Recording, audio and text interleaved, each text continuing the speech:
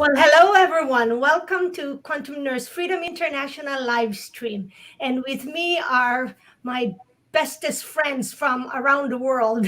And because at this time we need to be with friends, even like on a distance, on the digital form like this.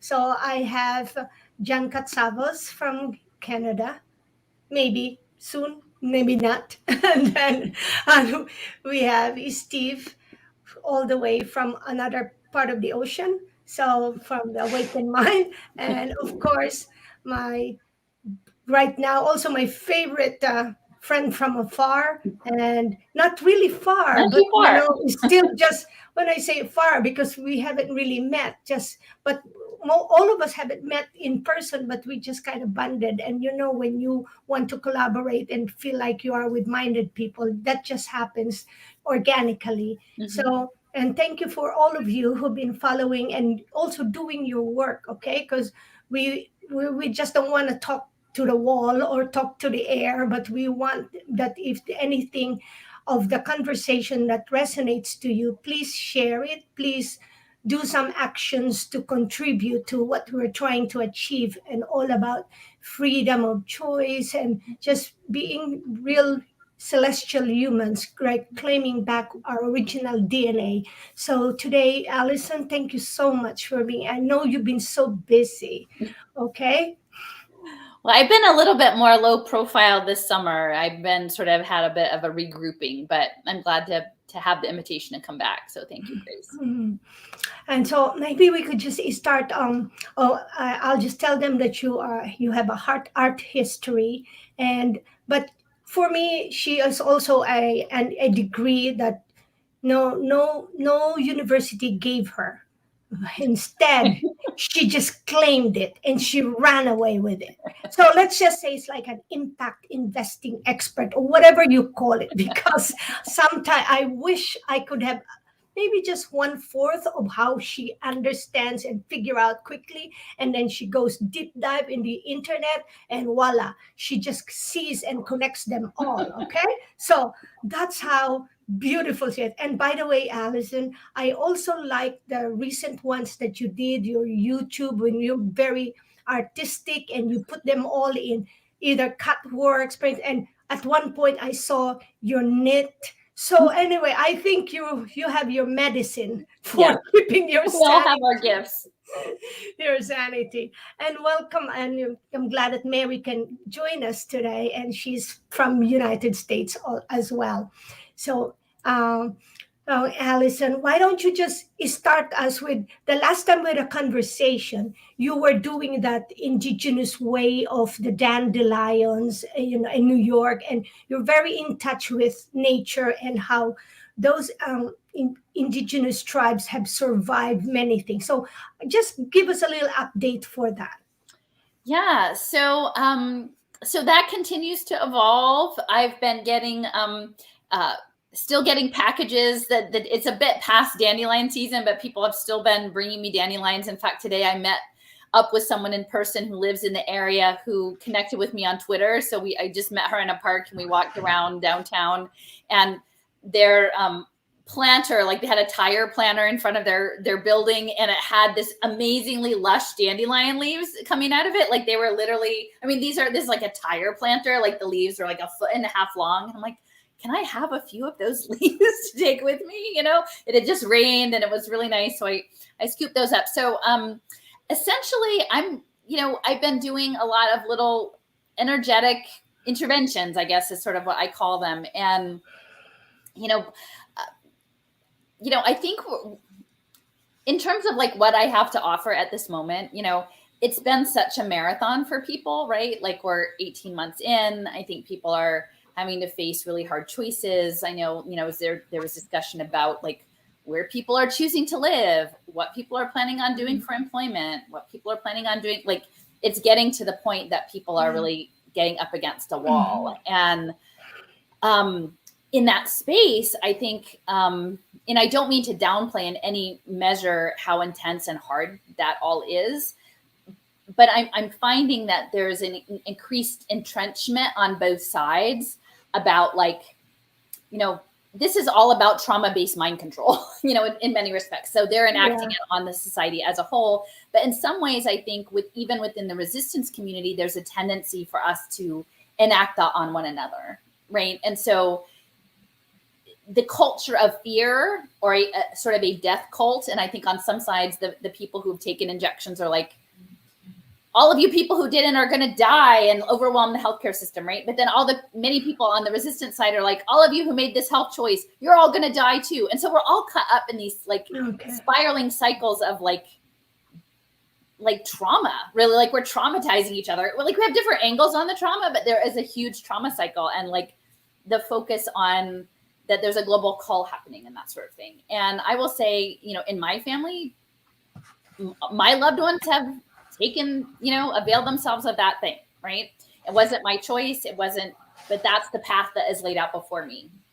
So in a lot of it, and I sort of tweaked the title about information warfare, because I think this is a spiritual thing that we're navigating, and it's what narrative are we going to inhabit? Because sometimes the story that we inhabit helps create our reality.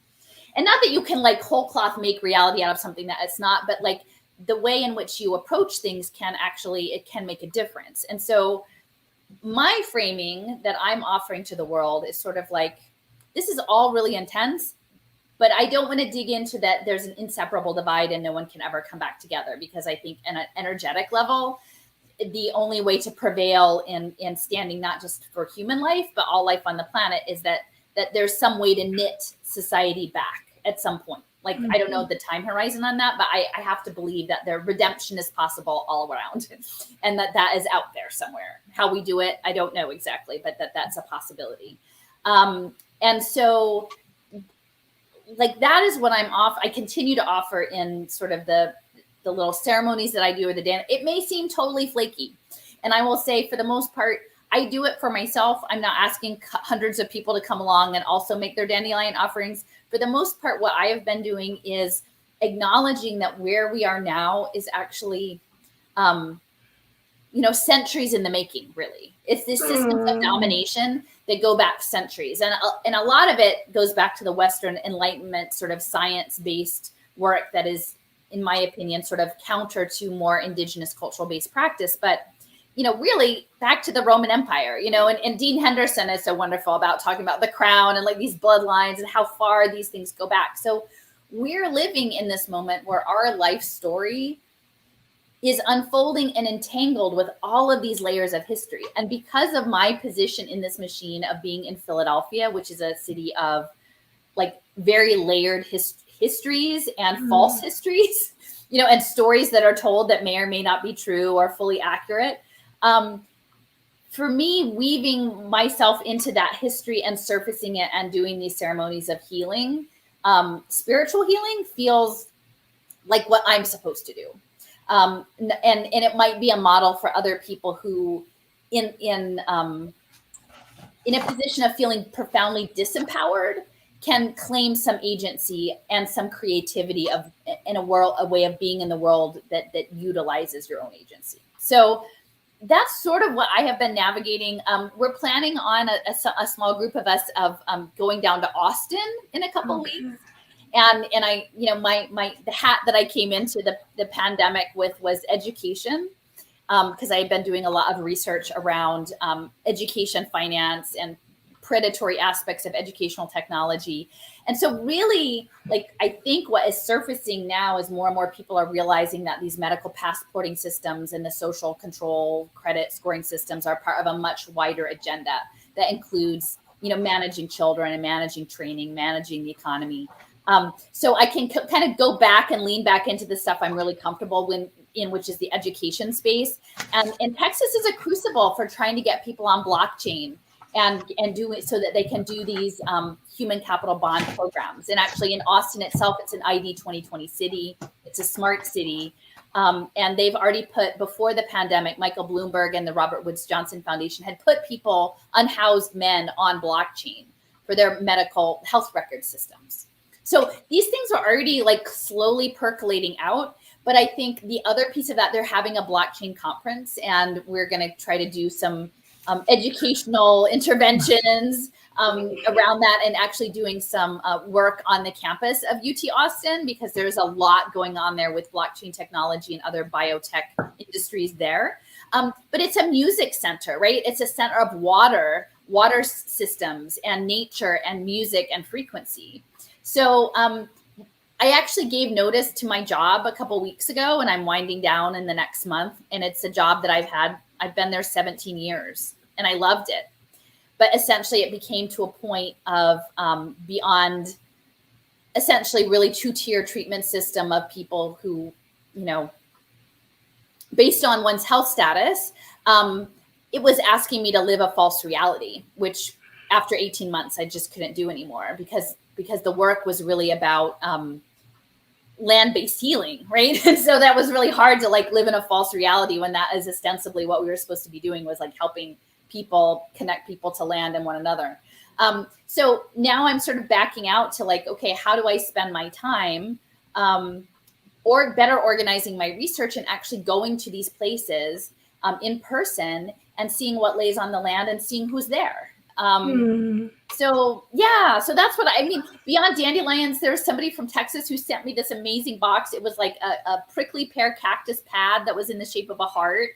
And someone sent me some other, they weren't exactly dandelions, but fluffy dried flowers from the Ozarks. So I've been getting all of these natural gifts. And actually one of the gifts that just came, there was they had their 5-year-old daughter who drew this beautiful picture of a meadow and an oak tree and dandelions and bees in it. And so I want to make copies of this beautiful drawing, which is essentially, a depiction of being a good relative in the world, right? From the point of view of a child, and put it on the land at UT Austin and reset some of this,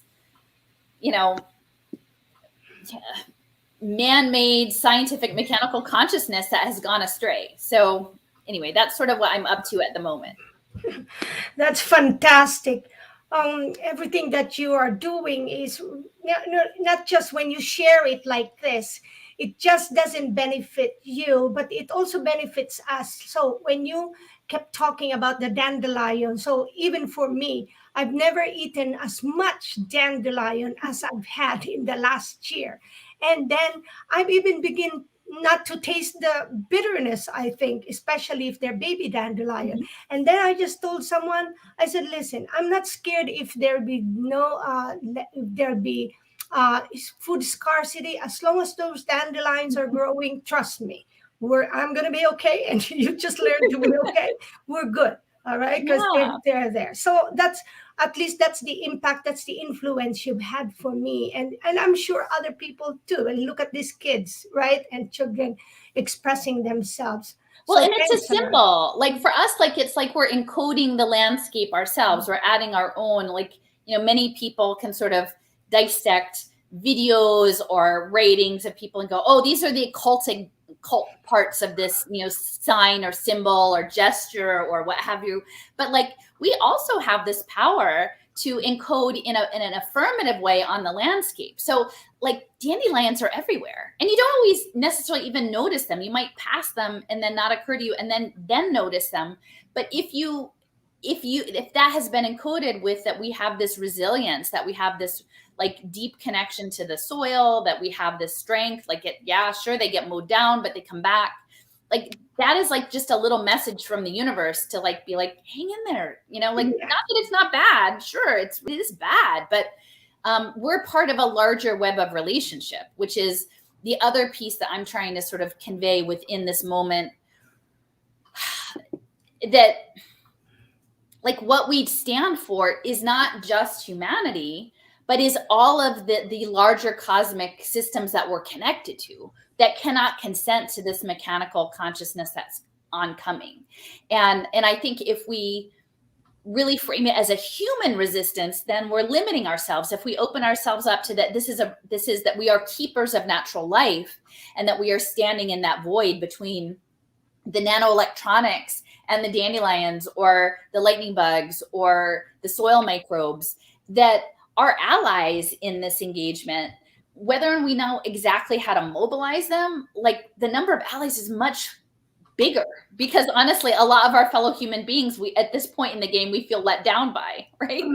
Yeah. But there are many other beings out there that are on the side of natural life, and that's what I hold on to. But I think many people find that perspective threatening. Unfortunately, it's kind of surprising how it seems like it's played out over the past 6 months. But I, like, this past week and a half, I've like suffered a really what I feel like is a terrible direct betrayal of my confidence. And largely the attack that was waged was not simply at me as an individual, but the entire scope of what I was presenting as an alternative framing, which is this framing of resilience, interconnectedness, that what is coming is less about mass die-offs, but more about navigating a biocompatibility of nanotechnology that will have harm for sure, but that has the potential to be remedied or neutralized in some way, that it's not a Walking Dead scenario. And that ended up strangely being the focus of a really, really intense campaign to take that off the table, to take my frame off of the table, which I found interesting from a psychological standpoint. Because I think we do have to be mindful of not, like, they would like to keep us in a death cult space, because in that way, then it is very immobilizing, I think. And that's just my take on it. And I don't tell anyone else how to walk their path, but I think that all of the options should be available for people to consider and see what's the right fit for them. And for whatever reason in this moment, that became profoundly unsettling in certain quarters, which, I mean, to me, it sort of reaffirms that there must be something to it. Yeah, I 100% agree with what you just said, because they're just saying, for me, there are just certain things that we cannot stop and anymore, like all this in terms of the AI, in terms of technology. There's just certain things, but at the same time, I always see that there's can be unity in all this diversity. And it's all about what you said, in fact, that this has been going on for who knows centuries, but there's still that unity in diversity. And it's, if we can claim, and I like that you said that we can encode, because everything has an encrypted message, and we can encode that. And if we only know that we can encode, and sure, we can't expect that we'll all be uniform, because that's like, what is life with? We're all just kind of like walking the same, talking the same, thinking the same. But then there is that morphogenetic field of science that is endowed, that is already in the consciousness field. And all we have to do is really claim it, be aware of it, and then really know what we want to go. Then, so it's like, yeah, as you said earlier, people are moving, doing stuff, and you're getting out of the job that you like, and this has been happening. And so all of us, even for other viewers there, I'm sure this resonates to you. But we're not in the dead, and we're not hopeless if we can only just continue to be patient. And yes, what works for you without harming others, then I think it's a good step. Now, in the space of possibility, like, because that's the other piece I've been sort of less. I mean, part of it is regrouping, because it's not just to be out with the same message, but it's also to spend time to cultivate your own knowledge base and expand that. So I had 2 big talks this summer, one in Tucson about gamification and looking at life as this augmented reality video game. And then I did a second talk in mid-July in upstate New York. And then I redid it with my friend Jason about essentially nanoelectronics and MITRE Corporation and this idea of programmable matter. So these were sort of the 2 big chunks that I've been working on. And then my friend Steffers, who blogs at A Piece of Mindful, has continued to do really deep research into the nanoelectronics and the nanoelectronics R&D. And so part of what we're trying to expand upon in the space around the graphene conversation is looking at its role in water management, water purification, water systems. And exploring further the role of water as a carrier of information into our lives as sort of bioelectrical beings. And one of the things that I realized this week that was really interesting, Philadelphia it's sort of a little peninsula city. There's a large river, which is the Delaware, which is sort of the industrial shipping lane river. And then there's a smaller river near the neighborhood where I live called the Schuylkill River. And I'd always kind of in the back of my head known, so Schuylkill is a Dutch word because the early settlers of Pennsylvania were Dutch, Swedes and Dutch before the English. And so Schuylkill was for hidden. They called it the hidden river. And they said, oh, it's hidden because, there's a lot of marshland at the mouth opening of where the river connects to the Delaware. So they couldn't find it or whatever. But I think actually in some respects, hidden could also be occult, meaning like hidden knowledge, occulted knowledge. And one of the early engineering marvels of North America was the dam and the water system that was put in Philadelphia, where now the Philadelphia Art Museum sits, which is on a hill that Roz Ben speculates was a indigenous energetic mound. But before it was the art museum, it was a reservoir. And so they used these water wheel systems to pump the hidden river water up to the reservoir. And then there were pipes that fed it down into the city. And that was quite an engineering feat, this idea of water wheels and moving water. And, today we think a lot about programming, media programming through television, through frequency waves. But I think that there's something to the encoding of water and information in water and the energetics of water, that we know that water is life, and that we know that those in power retain their power by controlling access to food systems and to water systems.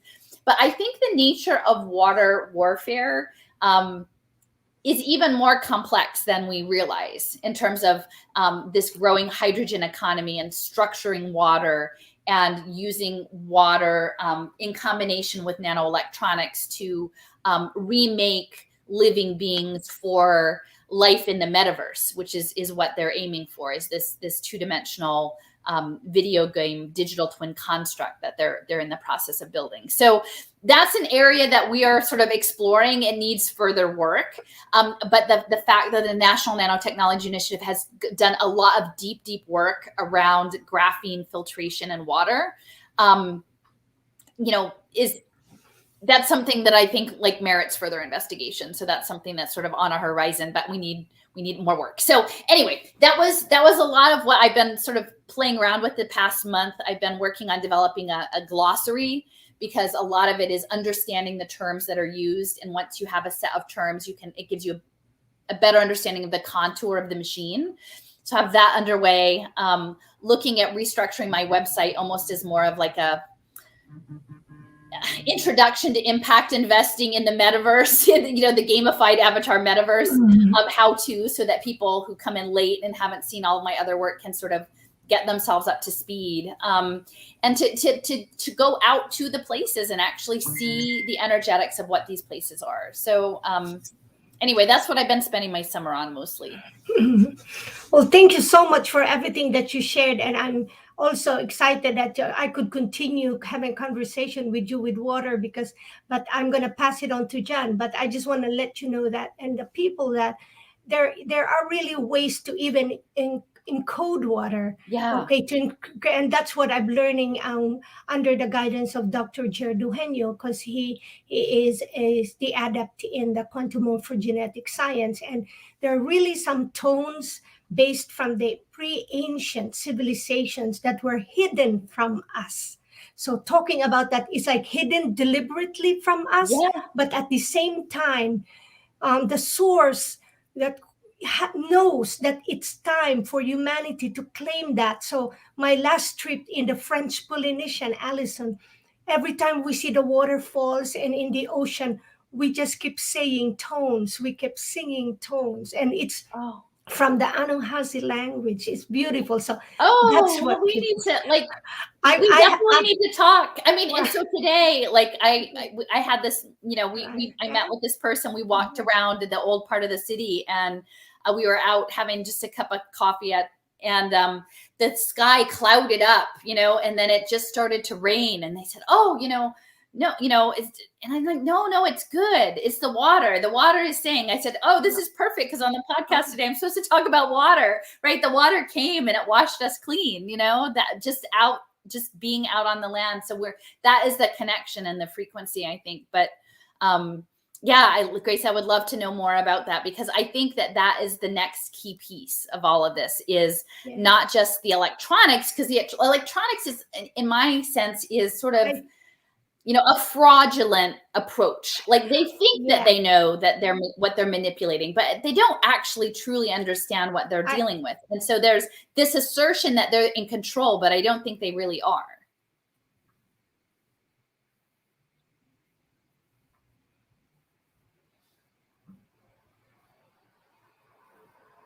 Oh, I don't know. For some reason, I can't hear you, Grace. She's freezing. So, John, why don't you go? I don't think we can hear Grace. Okay. All right. I'll just mute myself if Grace comes back. I'm actually, I've got like a...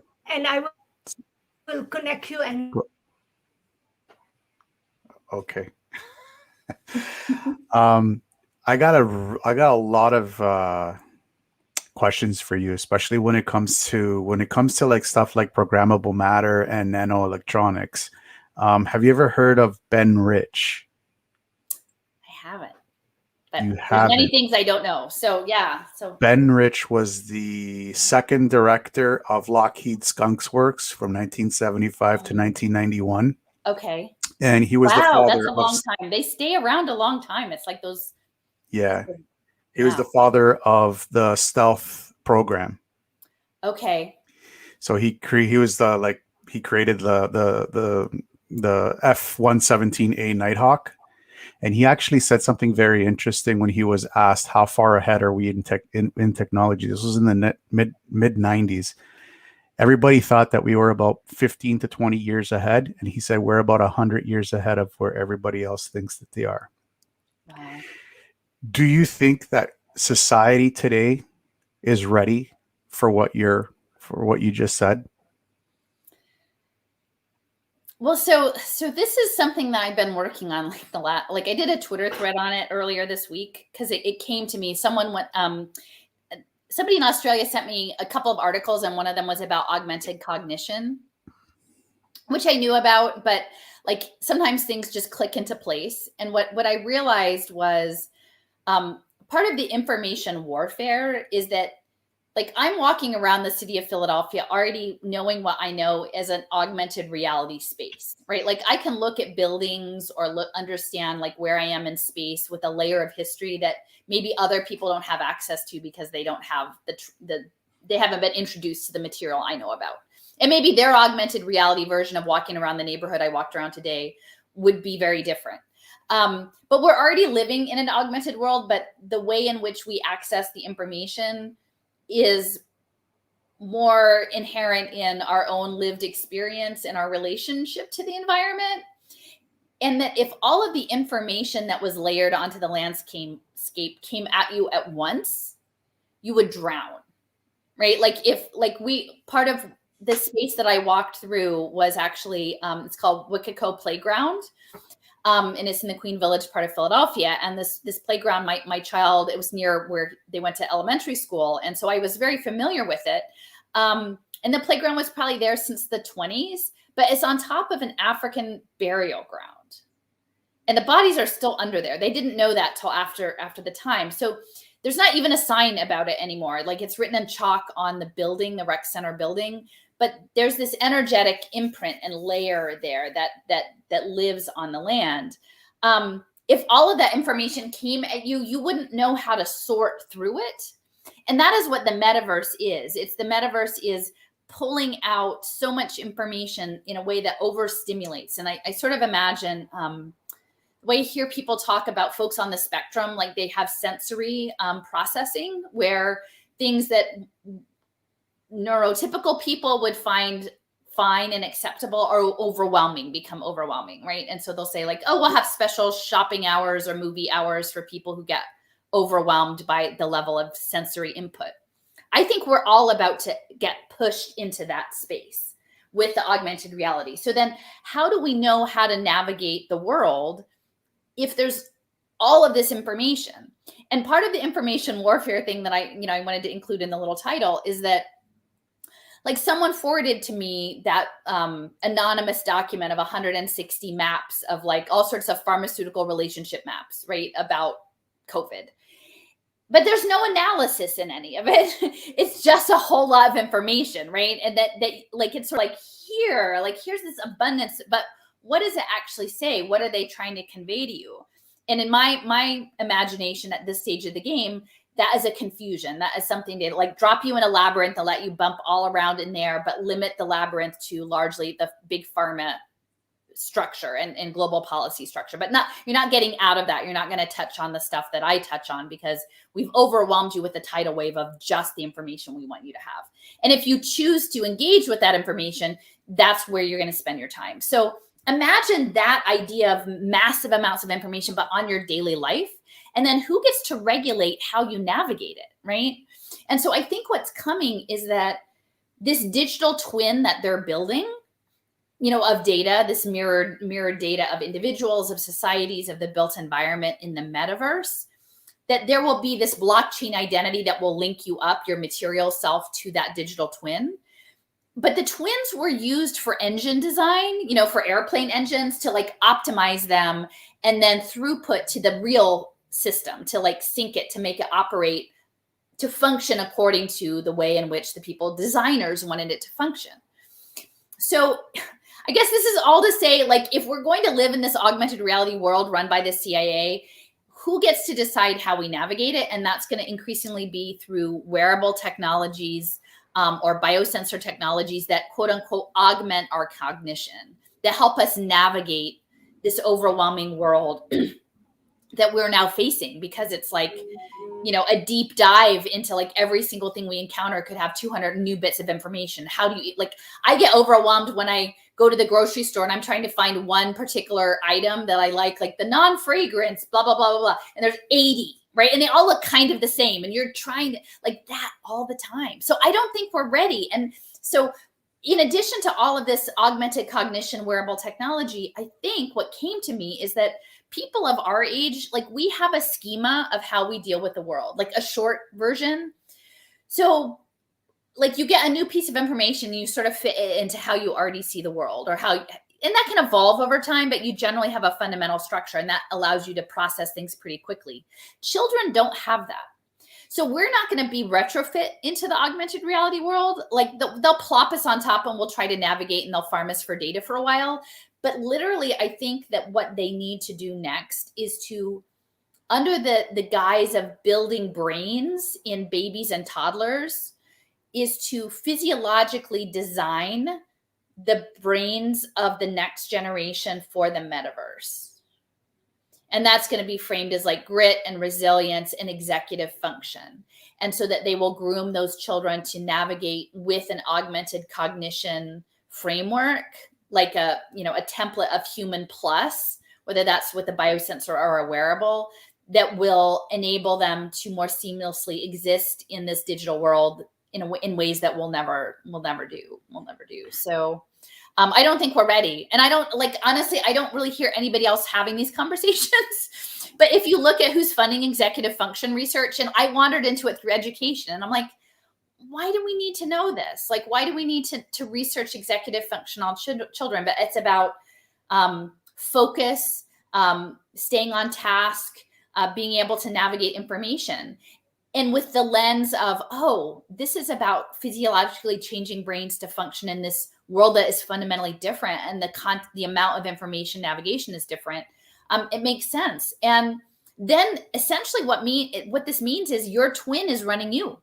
And that's something I think Sophia Smallstorm has mentioned to me.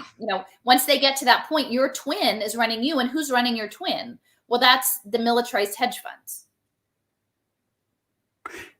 Do you think that we're already kind of there? Because the only reason why I ask is I'm a strong believer that we are all interconnected through whatever you want to call it, the universe, God, Buddha, whatever you want to call it, I don't care.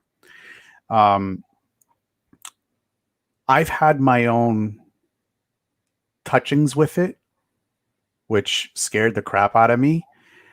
But I know it's there, and I know that we're all connected regardless of where we are on this planet. To me, it sounds like what you just said is like they'll be able to control that, and we just don't know how to control it for ourselves. Am I right on that? I mean, that's how it seems to me, is like even there was a oh gosh, what is his name? Is it Lincoln Cannon, the Mormon transhumanist guy? And he was talking about copies of people, and that this would be like transfiguration, and that this was an imperative, like in the Church of Jesus Christ of Latter-day Saints, which is not, he is not a typical representative, I will say, but like that this goal was to make copies, and then but having autonomy over your digital self was sort of this imperative, and something that Brigham Young actually talked about. So I guess it's the whole matrix conversation, right? Like, where are we in the layers? You know, and I don't know, you know, I mean, the more I think anybody who says that they do actually understand it all, like, I would give them a second look, because I continue to learn and play around with the ideas. For me, and again, I frame it as like the story I live in, because, you know, there's a lot of different, you can take facts and spin them, you know, in a lot of different ways. But the story that I'm living in is that, like, interesting things have happened to me up until this point in my life, and I'm in my early 50s, and I've had a good life, and I don't want to live the way as a pet of AI, really.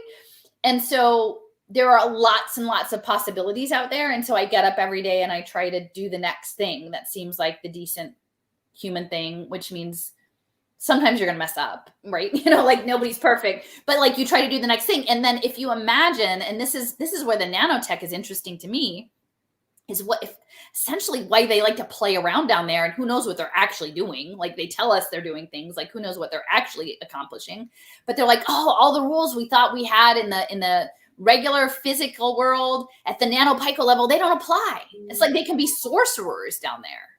You know, they can be sorcerers at the nano level, or they imagine themselves to be that. So I'm like, well, if people who are like embedded in Lockheed and Raytheon and MITRE Corporation can be sorcerers at the nano level, like, can't regular people be?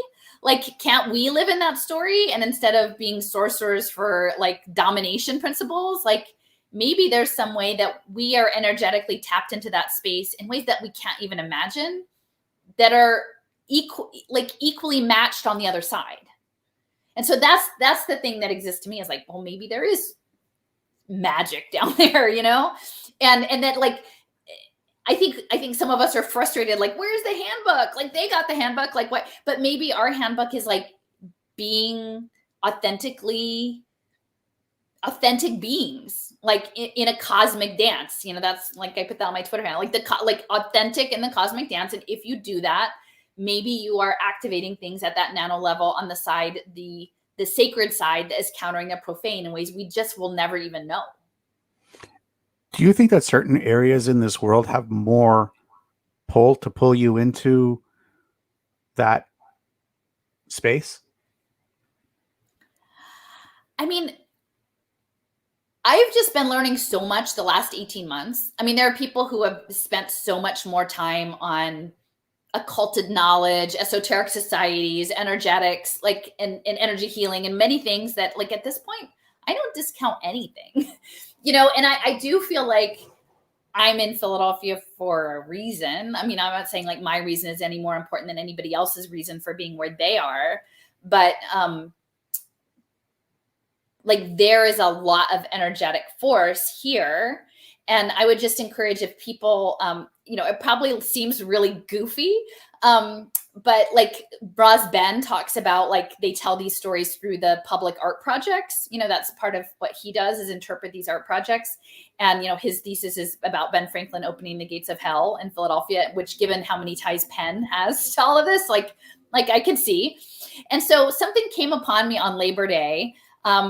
that I had been looking into Diego Rivera, and I would encourage you, if you haven't seen it, his fresco in the Detroit Institute of Arts, from the early 1930s on vaccination. It's part of this series in this garden room in the Detroit Art Institute. And like, it's kind of crazy that there's like a straight up vaccination picture there. And so I was looking into him. I was looking into Mexican mural movements. I was looking into public art of the 1930s. And Osamu Noguchi did a design for Philadelphia for a competition of a lightning bolt, Ben Franklin. It's a kite and a key. And there's a key, a very specific key that sits on top of a pyramid. And this whole sculpture that is, probably like 40 feet high, it's very big, is at the base of the Ben Franklin Bridge. And all of the traffic spins around it. It's sort of the energy vortex. And it's a very odd place for a sculpture because no one can really see it. But it's in this vortex of transportation. And so like I had just read that Ben Franklin, he had this essay in 1751 that was horrible, ostensibly written about like iron restrictions that Great Britain had put on the colonies about fabrication of iron ore. And but essentially saying like, we're your market and you should treat us better. But then at the end, it totally veered off into sort of like this, nobody is white enough for Pennsylvania except the Anglicans and maybe the Saxons, but everybody else is too dark, even the Swedes, even all the other Germans, and they don't belong here. And this whole essay like informed Thomas Malthus, like the whole Malthusianism like was informed by this essay in 1751 that I never knew about. And I was just like, this is so wrong on so many levels. So I'm like, I'm going to take my a kitchen pot and I'm going to print this thing out and I'm going to go under that stupid statue and I'm going to burn it there because it's wrong. And what I realized is that the key that is on this pyramid is digital identity. Now, whether Osamu Noguchi, who is one of Frida Kahlo's many lovers, and they were all in the same, working with like Buckminster Fuller and he was like riding around the Dymaxion car and stuff. Like they're in this thing in the 1930s. The statue didn't get built until the 80s. And the people who did the engineering design, I can't remember the firm, but they were defense contractors. And I'm looking at this and I'm like, this is nanotechnology. Like whether or not he fully understood what it was that he designed, but the lightning bolt between the kite and the key was natural energetics between these two man-made systems over the pyramid, which is the metaverse. And so your digital identity is this key to the metaverse. And the metaverse, as this pyramid structure, is there's plenty of room at the bottom. So, I just walk out my door and in the tree pit, like there's not a lot of nature in downtown Philadelphia, is this beautiful, beautiful mushroom, like fungus, like all curly. And it's like a really pretty one. And so I picked that up and I drove down to that thing. And there was a little parklet alongside the highway. And there's crab apples. There's a ginkgo branch that fell in the storm with all laden with this beautiful fruit that wasn't goopy or gross. It was just beautiful. And this lantern tree with all the little dried lanterns. And I just took it all. And I made this whole love bomb in the middle of the metaverse. And I said, no, like we're not, there's the Federal Reserve right there. There's the Constitution Center. There's the Mint. There's all of the energetics of the domination system.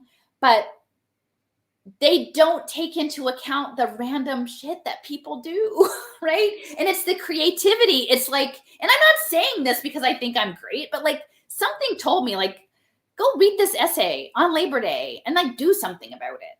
And so like, is this going to save the world? I don't know. Like, I can't say that it is, but if you limit this engagement to the material world and you understand the ways in which like these very high level defense contractors have so much locked down, I feel like that's not where we take our stand. Like be like the water, navigate through it, like shape your way around it. But our playing field, which is to our advantage, is in this other realm. And I think the energy has something to do with it. And I think the layers of history are part of that. And I think like where you were asking about, are there energetics? Like I think Philadelphia is one of these energetic nodes.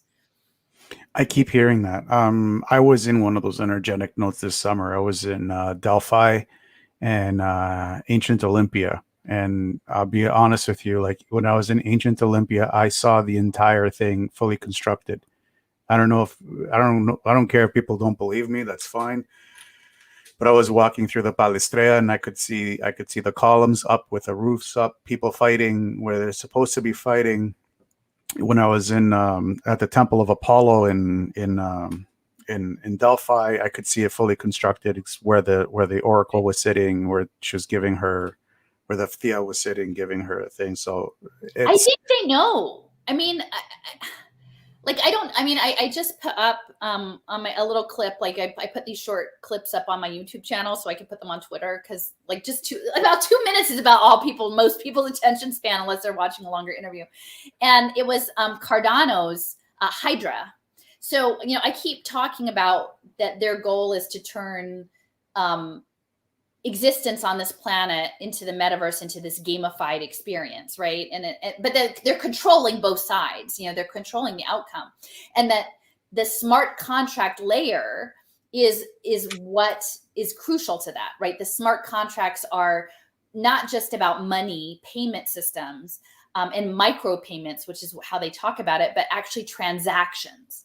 And so you having transactions with the built environment, you having a transaction with your smart toilet, you having a transaction with your smart refrigerator, you having a transaction with the smart scooter mobility solution on the corner. Like, all of these are these transactions that will be handled through blockchain, but through the smart contracts. And so now the smart contracting systems, which I guess Blockstream's a Taproot had come out, like, connected to Bitcoin, but they're surfacing now, and it's getting more and more uncomfortable for the people who've been pushing crypto to the exclusion of all the other stuff I've been yelling about for 3 years.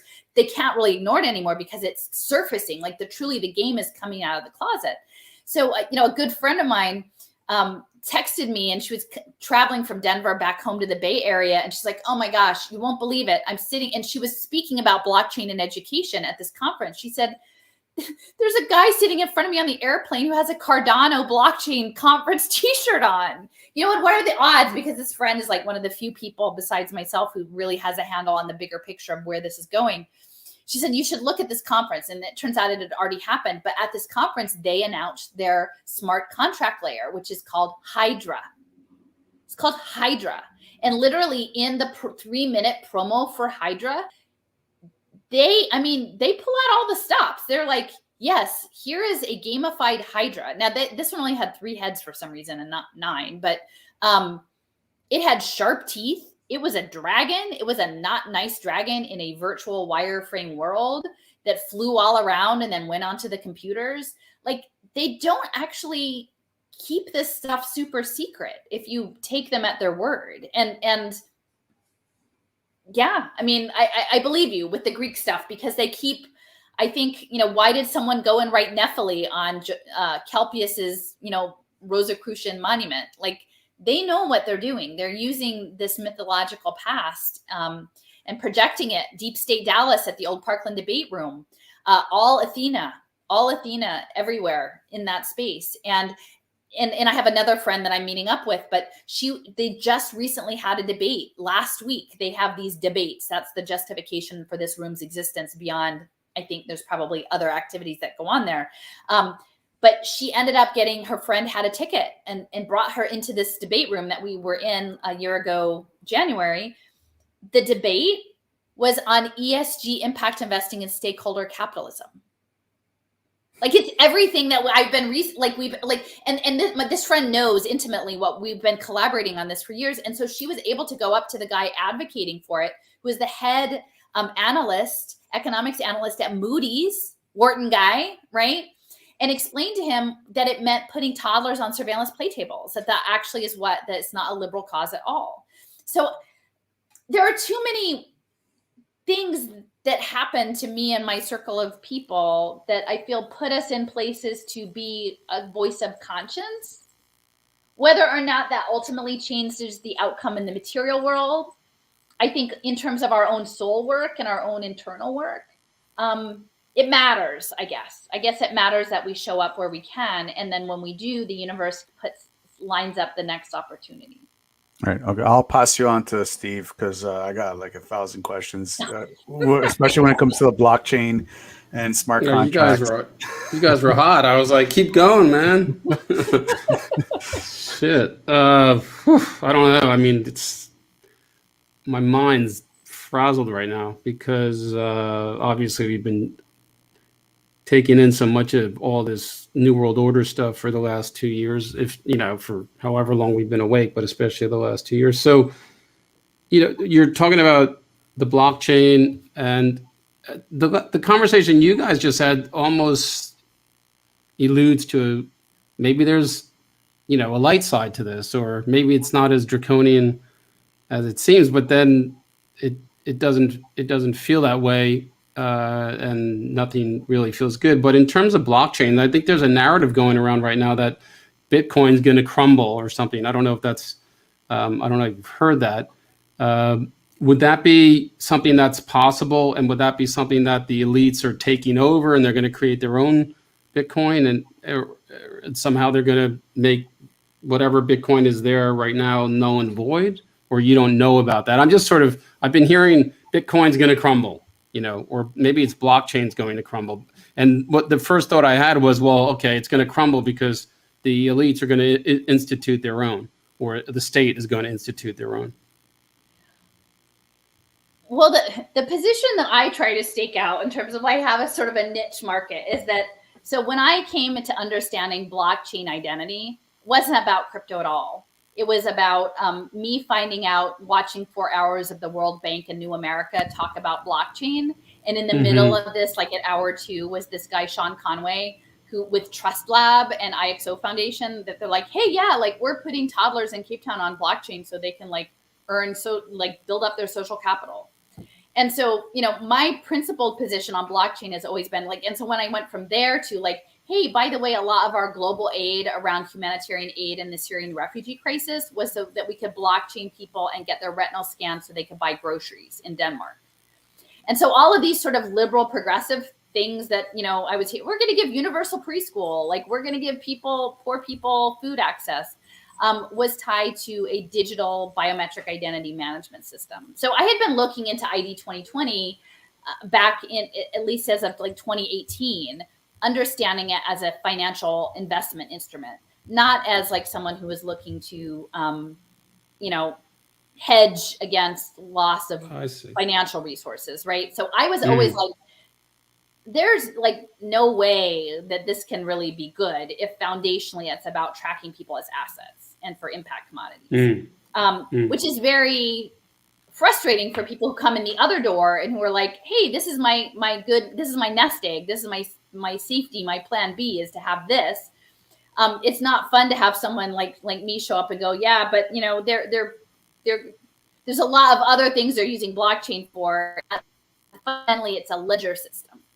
And this ledger system is about accounting across time and space. And this is a ledger system that is ultimately meant to push capitalism into the digital realm so that the economy, quote unquote, as we know it, can continue to grow in the metaverse. So for me, it's never been about the money. It's been about essentially unique identifiers and tracking and financialization and securitization. The money has always ultimately that was going to be going to the central bank digital currencies anyway, the programmable money anyway. Like I was never leaning into that this was some revolutionary person who just showed up, Satoshi Nakamoto, like on the heels of this last crisis to deliver this liberatory solution. It wasn't a tool of the people, in my opinion, ever. So I don't really get hung up on the particulars of the money, because I feel like my job is to say, but this is about like when you have a coffee cup in the real world and it's connected to the digital twin coffee cup in the metaverse, and it has its own IP address. And when you take it and put it in the kitchen sink in your house, and then you go in the metaverse, your digital twin, it's in the kitchen sink there. That's the tracking. It's actually about geofencing. It's not about money. And so, which is not to say that people can't spend time thinking about the money part of it. But to me, the more interesting part is how it's integral in building the virtual world.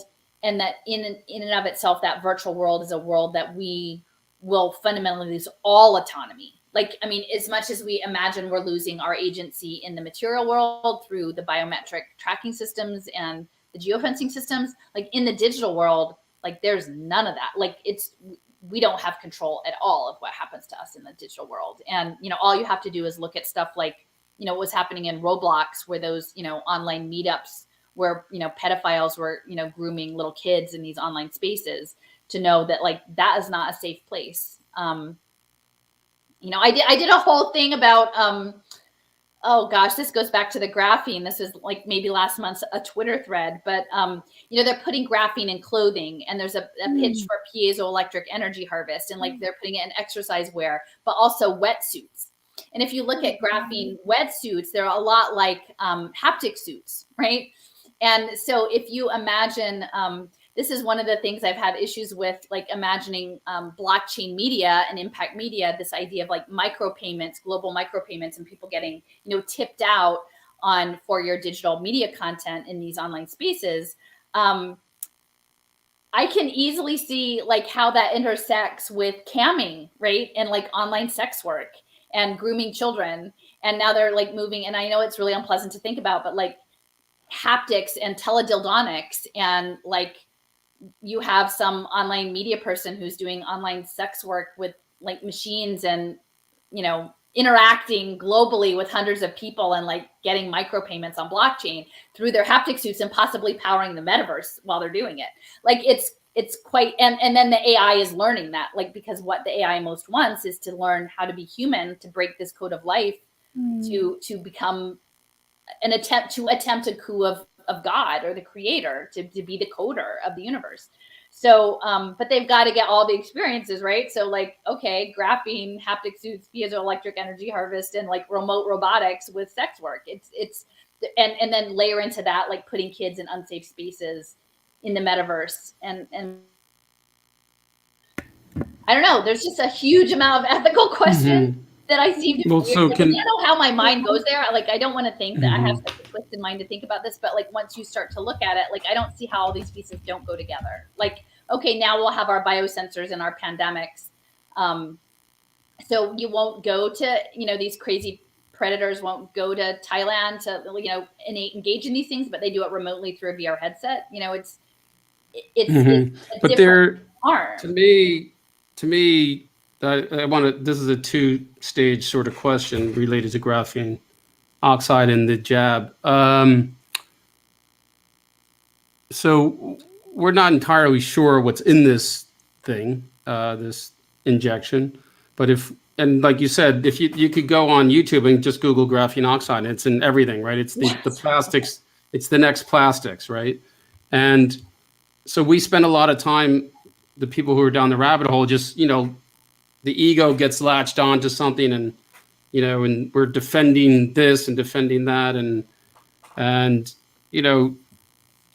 let's just say maybe it's not as bad as we think. But then again, if it is the graphene oxide the thing in the jab, and is it in there? And is this how they're going to be able to know what people are thinking, to change thought, the algorithm will be literally tied. It will be automatic. It won't be like you're seeing propaganda to change your mind or to sway you. It'll be like they'll know that you're a Trumper. They'll know that you're you think 9/11 was not a terrorist attack. They'll know, is this where it's going with this injection, or my question is, or it really hasn't, that's not it. We're just jumping to conclusions. And,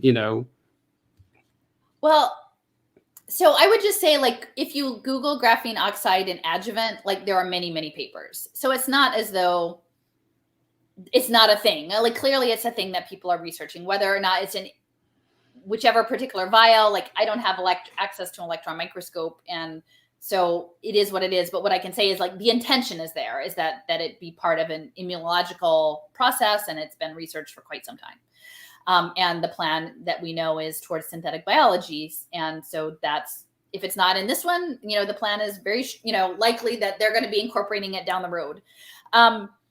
On the other side is, like, I think because graphene oxide is in so many other things as well as the environment, what they most want is, I think, for us to, they know how to play everybody's ego really well, right? And like, we want to be right. We want to be, the better than those people that made the wrong choice. And, and I fall for that too. Like, I'm not like you want to be on the right side, but I think it's kind of like everybody going to Texas or Florida, like, no offense, like, you might get away from the vaccine passports, but they're going to get you on e-government and digital driver's licenses. Like, they've kind of got all the material world angles covered in different ways. So like knowing that and still acting like with integrity, my sense is that the goal, and this is in collaboration with Steffers, who's done like far more in-depth research on the particular science papers, but is dosing for biocompatibility.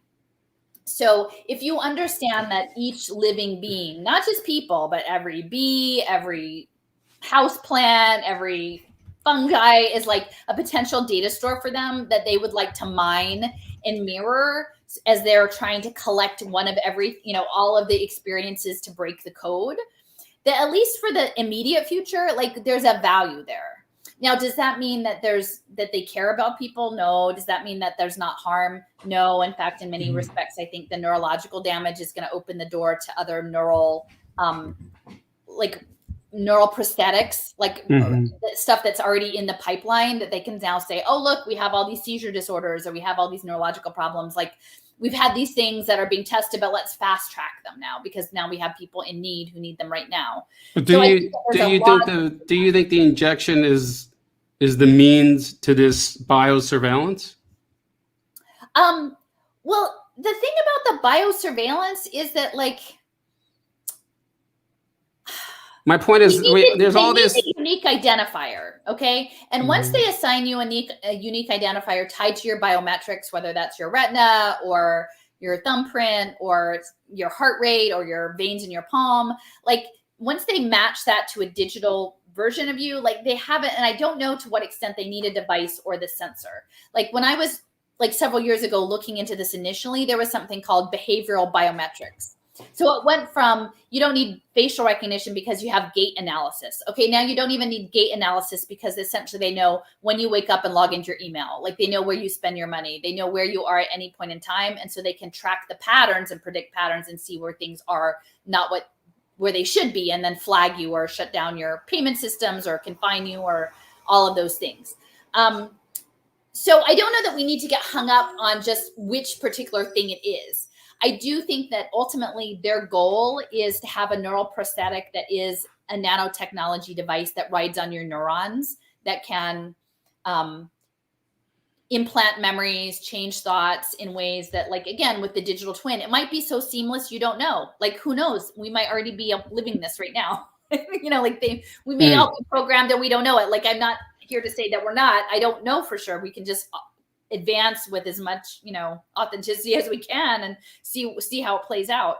But that's where I'm at. Is it's biocompatibility. It's market shaping for neural prosthetics and further medical interventions down the road. I think in many respects, VAERS is going to be a Trojan horse for electronic blockchain health records. And so, like, just be very mindful about everyone who's like, we need much more granular data about all the harm. And I'm like, well, like, how are they going to get that? Especially if there's like, oh, look, things got wiped out of VAERS. Like, that's all a setup because they'll be like, we have the answer. The answer is blockchain. We'll put it on blockchain, right? And then, like, we've fallen back into their trap. So you have to kind of think a few moves ahead. But, again, that's where I'm at. I don't say that necessarily my analysis is 100% the right one. But if you understand this is a spiritual engagement, keeping people in a low vibration and like, we're all going to, well, then what do you do with that? We're all going to die. Okay, so like, if I'm going to buy a shovel, I'd rather build a garden with the time I have left than dig graves. But some people might really like to dig the graves. Maybe that makes them feel good. And they're digging the graves with a shovel and I'm digging a garden with a shovel. But I think that the real battle is behind the curtain, and most people are not aware that that's where the thing is. And I don't know how to get there. I'm not like anybody who's super trained in energy work or spiritual practice, but everything I keep bumping into says that's where it is. And they know how to manipulate it. And I think we're manipulating it without necessarily even being conscious of it. But if we were more intentional about it, I think it would be better for our cause, the cause of keepers of natural life. Yeah. I mean, so I hate to say it, but in one way or another, it does feel like transhumanism or some sort of, having an avatar or a double or, because the younger generation is going to sign up for this, whether it comes in a vaccine or not, it seems, to a degree. But I guess I keep coming to the same point. Is I guess what I'm saying is there's a lot of anxiety in people who are trying to defend this, and is there a possibility that everyone's who's so up in arms against I'm just playing the devil's advocate against this injection is overreacting? Is maybe it's not what everyone thinks it is. Maybe maybe it's maybe there is a dark side to it, but there is a good side to it, and and it's coming whether we like it or not. And it's part of an evolution of epochs in humanity, and it's one of the epochs that is happening, emerging with AI. So if it is inevitable, then perhaps there's not much we can do, and it's maybe not as completely nefarious. So what I keep getting at is it as nefarious as we think, and is the injection the key must-have for them to pull this off? Because that's what we think. I think that the key is a digital identity. And I think that the medical passporting system is a huge part of that, but there are other ways to get into that.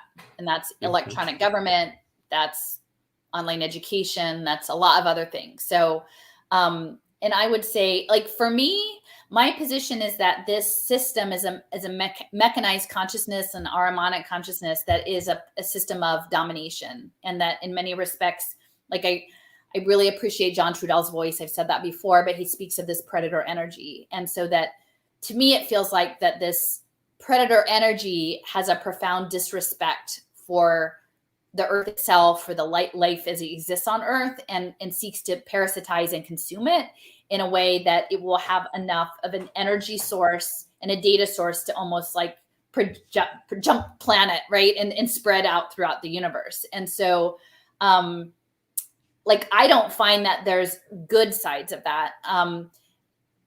At the same time, does that mean that I don't like continue to love and care about people who've made a different choice than me, that the people I already loved and cared about? Absolutely not. I still do. And I think if we better understood the nature of the weapons being used, then we would have a better chance at figuring out how to neutralize or reverse some things. But I think that in many respects, the deadly bioweapon narrative that's out there is fatalist. And if indeed it's about frequency and energetics and nanotechnology, then if we stay in the death cult bioweapon framing, eugenics, everyone is going to die, as opposed to the nanotechnology, biocompatibility, using us harvesting us, at least for in the short to midterm, as a data point, that buys us more time to figure out other answers. Okay. To protect natural life. And that's just sort of where I'm at. It's a pretty small subset of the overall population that's in that story, but that's the one I'm looking at. Okay. But you, to a degree, you do think that, in a sense, the jab is so that, the predator force, the Ahrimanic force, the Luciferian force, it gets its loosh and can feed on. I mean, I have to say, you guys probably can't see it. Like, I have a sore on my arm. I can see it. Like, yeah, I've had it since actually, like, I was out in South Dakota at the beginning of all of this. I think it's probably nanotechnology, honestly. I don't know how it happened. It doesn't heal. It's plastic. It's like my skin is plastic there. It's not normal. And I don't think it's like skin cancer. I think maybe it's my tracking device. I don't know what all of this is. I'm not injected. I think that the nanoparticulates and the other stuff that are in our food and water and soil systems are colonizing us in different ways. So, and also through their frequency. So it could be in the air. It could be sympathetic. It could be coordinated resonance. It could be. Yeah. And we'll have to see. Like, I mean, I think that's what good science is, right? Like, you observe, you track, you log, you hypothesize. But for me, I feel like if we're standing from a position of keeping life, then we need to stand from a position of peace and love and caring, because that is what is bringing forth the world that we want to see, is that kind of world. We don't want to mirror the aggression of the world we're fighting. Like, we don't want to become that which we are opposed to, which is, I think, where I'm not saying it's not, there's not a reason behind it or logical, or that people would feel that way, or to diminish like how hard it is. But I think they feed off of that. To me, like the Deagle Report and the Georgia Guidestones are like dark energy vortexes that allow people just to like get stuck and feed off of that piece. I don't know. I can't kind of repeat myself, but like, I don't think it's an us versus them. I don't think it's like you've chosen one road, you've chosen to participate in the medical complex this way, therefore you are gone to dead to me forever. I don't think it is that. And I don't think those of us who are like, well, we didn't do that, are like, so we're totally safe. I think there's a lot of gray area in between. They've got a continuum of soft robotics, and they're working to make the robots people and the people robots. And all of us are somewhere on that continuum, and we may not fully comprehend where we are. And it's also been in the works, especially the move towards materialism, intellectualism, and consumerism since the mid 1800s. So, there's also a theory that Ahriman's going to incarnate sometime in, this is the fifth epoch and stuff. It gets, this is sort of what they believe. This is somewhat based on the mystery school. So it's, I guess it's manifesting, but I guess the ultimate thing is eventually we will get back to source or God. In a way, and back to earth and nature. So been fun talking. One would have a lot more I could discuss, but time's running out, so I'll give you to Mary. All right, thanks, Steve. Well, we really left it off at a good place there. And I'll say too, it does seem like there's been a lot of, I agree with what you're saying, dividing people. Hopefully, can you hear me okay? Yeah. All right, perfect. And, the people totally against, the jab, and everybody's going to die. And then, time goes on, and you're kind of seeing people still there. So, and it's hard to know there with so much controlled opposition, even some people who we think, they're, speaking a lot of truth and good health knowledge and trying to sort through all the information, as you were talking about earlier, Allison. And I wanted to ask a little bit, maybe elaborating into the spiritual element of it too, because you said really it's more than just in this material realm. And how do you see it? It sounds like maybe there's a positive or hope or some help from that spiritual element, because right now we just see a lot of dark forces and the people in charge, more of the Luciferian side.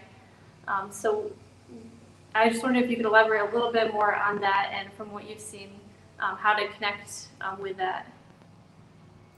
Well,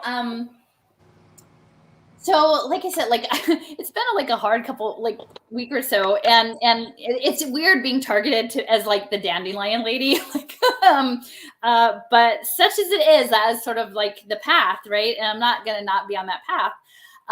But in navigating all of this, like to me, like what I was saying about information, there's a transmitter and a receiver, and then there's an encoded system, right? And so what information are you swimming around in, and what do you take away? And I get stuck online, like I'm on Twitter a bunch, but then when you walk out into the real world and you start to pay attention, and the more you pay attention, the more it feels like there's this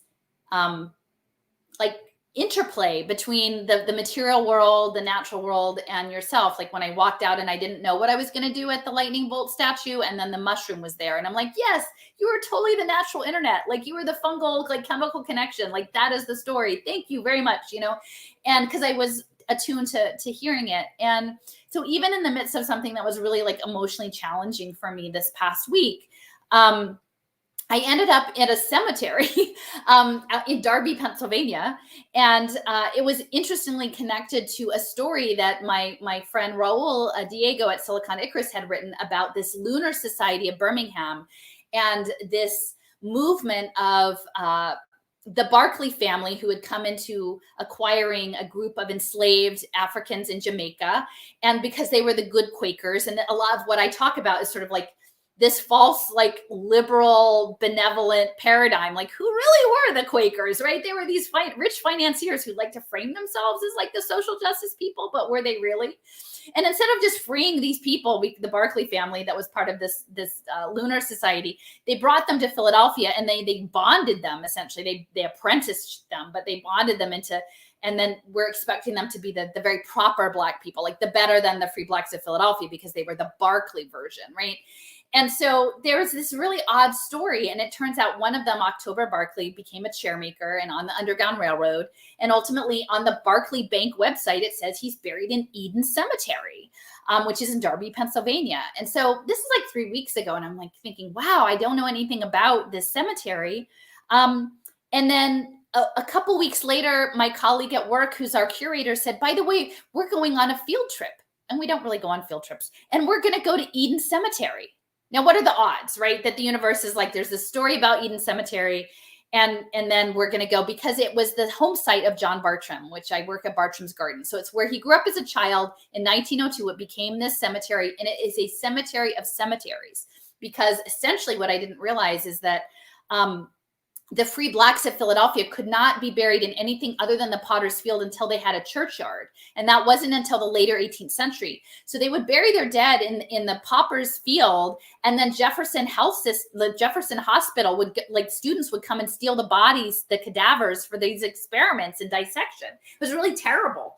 And so eventually they got these cemeteries in the city, Olive Cemetery in Lebanon, but by the late 19th century, they had to push them out for redevelopment. They said, oh, you don't keep your cemeteries nice enough, and it's a sanitation problem. So now we're going to disinter all of these 18th century burials and send them out to Darby. So if you think about all the trauma, right, ancestral trauma of people and land and their, ancestor worship and this ancestry. And so these people all ended up out in this cemetery out in Darby, and Marian Anderson, the singer, is out there. And so I'm navigating all of this story, like how these stories intersect with October Barclay and the Bartrams and being on this cemetery land. And we're walking, and as we're there, I hear a hawk call out. And a lot of times you'll see raptors, but you don't hear them call. But it called to me, and I could see it in the sky.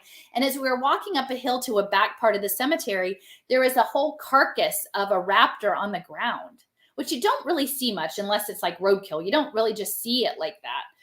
And I love feathers. And so I was trying to sort of figure out if there were any loose feathers in this thing.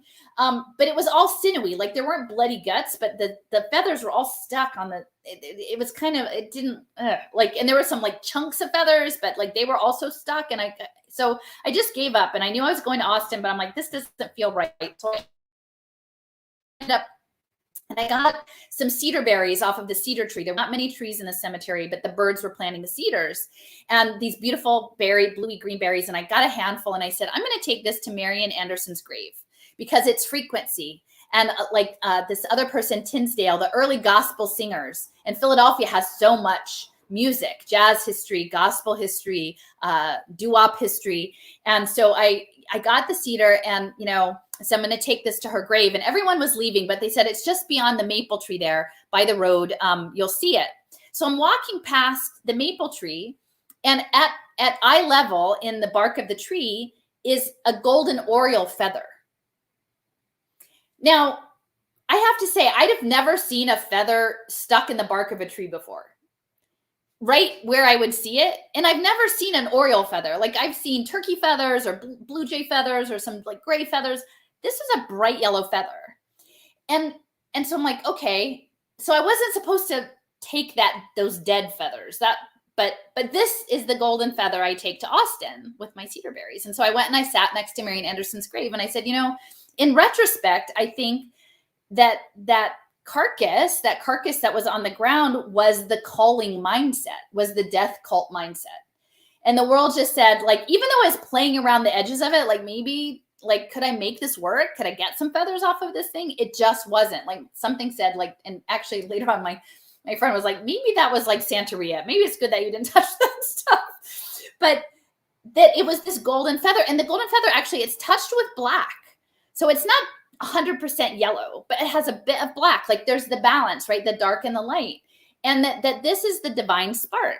in all beings is this divine spark that is this golden feather that we have in us, whether that's the dandelion spark, whether that's the oriole feather spark, of us to walk our path and be that, to own that. And so, like, in terms of the spiritual stuff, like I don't know how this stuff happens to me, but sometimes you just show up, and if you have something on your heart that you're working through, like, the world will tell you like what it is. And so now, you know, I have that in my packet of stuff to take, and actually then Raul did another piece that was looking at it, had a report, the follow-up AI federal report from the US government on AI.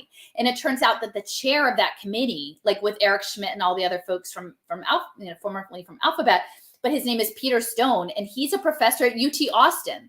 Like, he is literally the professor of AI and the head of Sony AI in North America. So and the building, his office building is funded by Gates and Dell, the Michael Dell Foundation and the Gates Foundation, like, paid for the computer science building. So, like, if we are keepers of natural life, keepers of the light, like, I mean, maybe it seems very inconsequential to take this golden oriole feather there with Zella's dandelion picture and to speak to that there are some of us here to maintain the natural world in the face of this mechanical consciousness. And I have to figure, like, not that I want any sort of blockchain ledger, but like in the larger system of encoding and recording how this story played out, that we did the thing that we were supposed to do.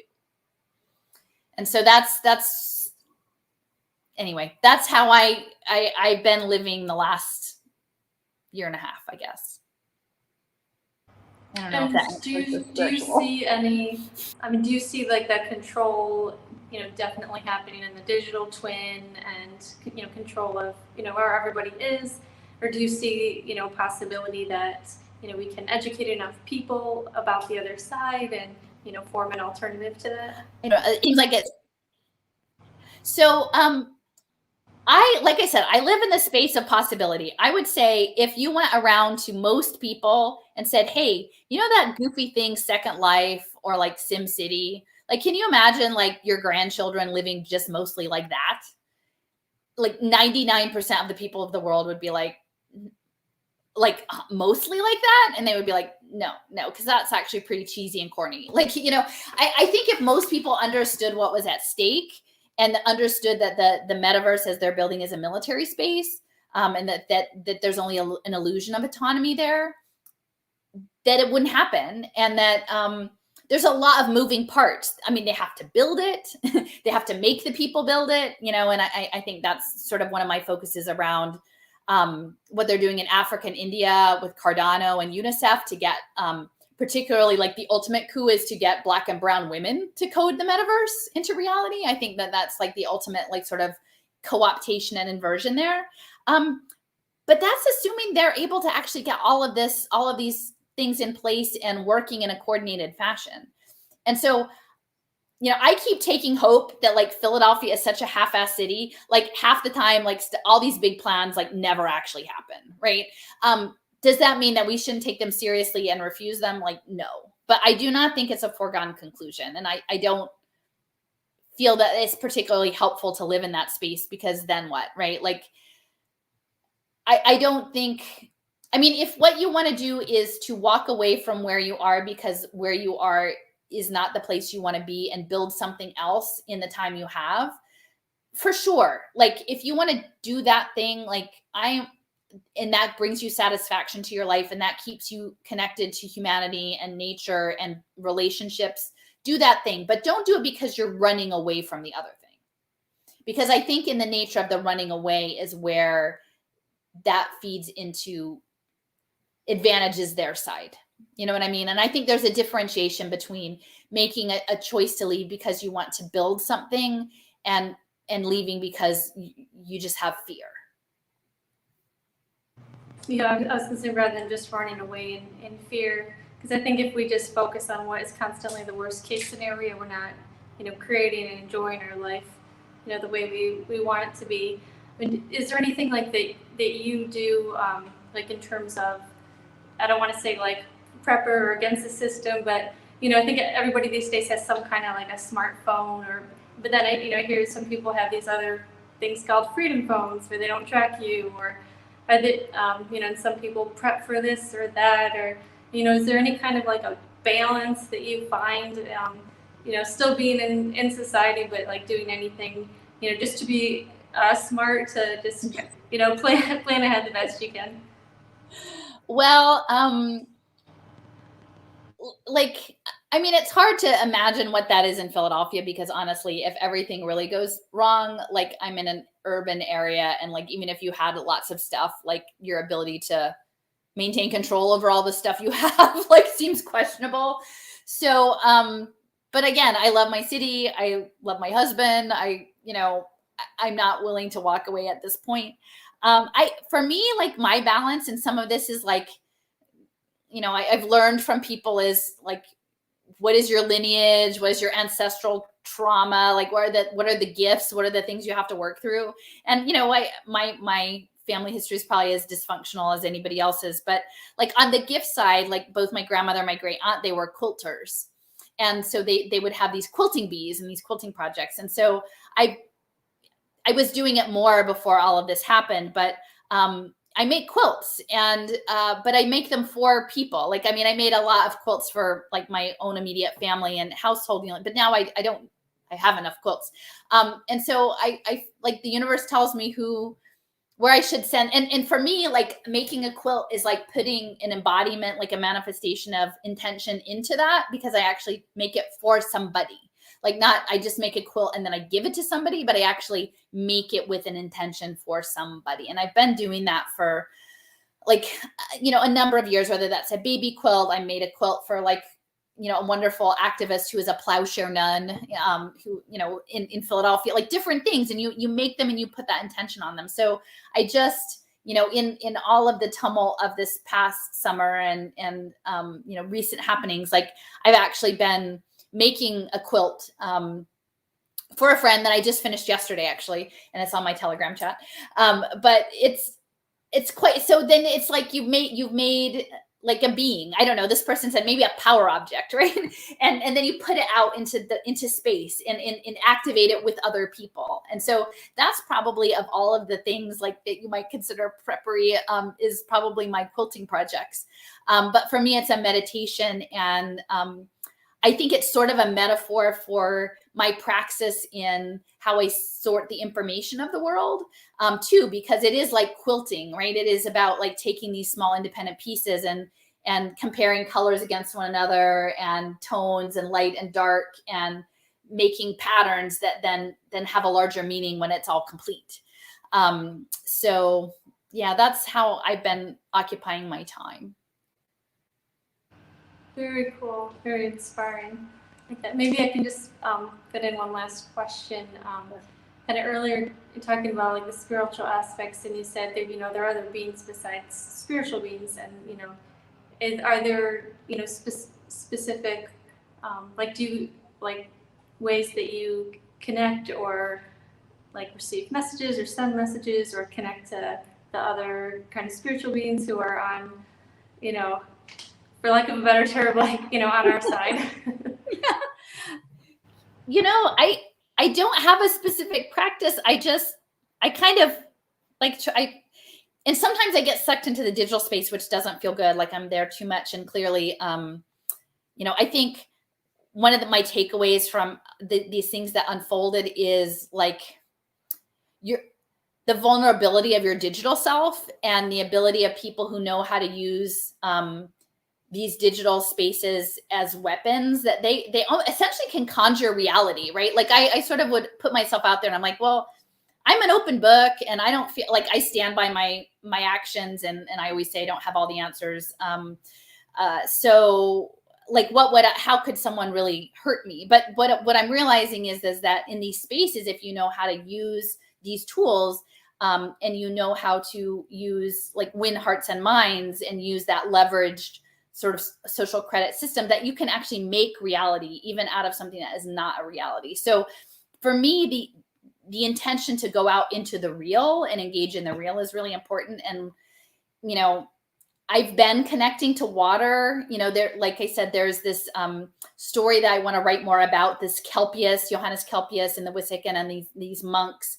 And even at the 4th of July, like I went, like there's a Wissahickon Creek that runs through this creek area. And even early on in all the pandemic and knowing about all the people around the world and making these connections, thinking about being connected through the water systems, right? That in our beingness, no matter like most people where they are in the world are near some body of water, and that like in that energetic space, we're all connected in those water flows. And so for me, that's kind of where I look for it, I guess, is in the real world, in even just backyard nature systems. And yeah, so I don't have like a particular specific practice. There are a lot of people who are much better at this than I am. I just sort of wander around and bump into things, and then I sort of say, okay, thank you.